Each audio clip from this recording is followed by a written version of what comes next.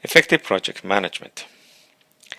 This is a presentation on the work breakdown structure.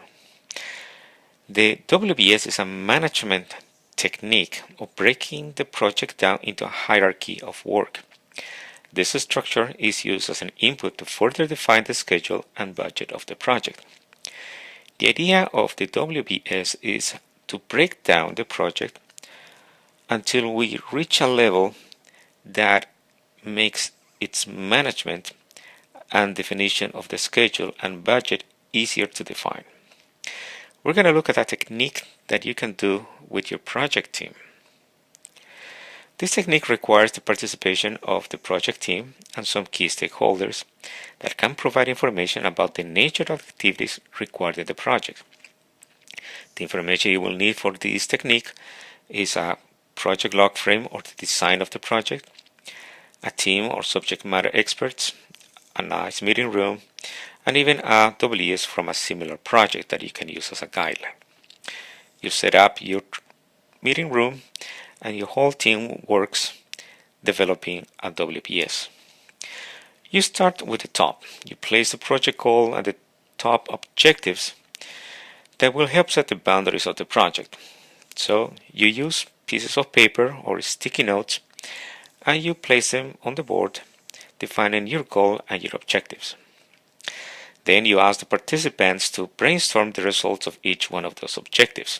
Using the information they already have, they start describing the results for each one of those objectives. So each one of the objectives will be broken down into its components, and we're going to call them results. After you all agree on the results, then you ask to list the activities required to obtain each result. So for each result identified in the project, the team and the participants start describing all the activities that are needed to achieve that result. Depending on the nature of the project, the level of risk and complexity, there might be need for more activities. At this moment, you ask the team to take a complete look at the structure and see if there is something missing or something that is duplicated.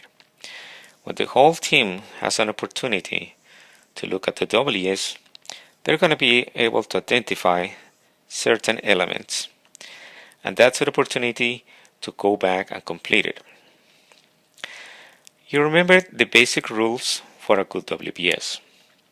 Must contain 100% of all the project work. And this is important because many times we miss to take in consideration a lot of the work that happens in the project. Cannot have duplicate elements that will lead to confusion. The level of detail has to be enough to estimate time and cost.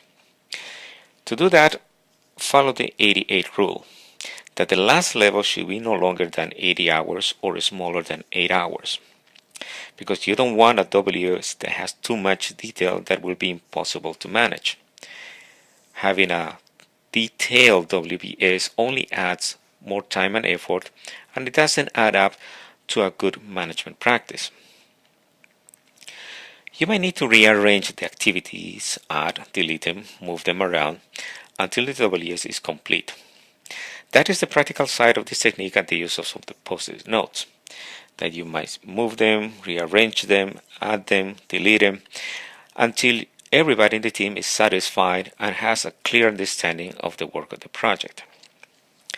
This clear picture of the project scope is also good for the team, so they have a better understanding of what is the project. And in the process of building it, they also built a sense of ownership as they were able to participate in certain decisions about the project. Here are examples from a workshop where you can see the goal, the different objectives, how they were broken down into results, and the different activities on the project. People were moving around some of those post-it notes until everybody was clear and they agree on what was the project WBS. One of the advantages in that process is that it allows the team to have a clear picture, a visual picture of what the project is, and that helps also have a better understanding of what they need to do in order to achieve the goals. Thank you very much for your attention.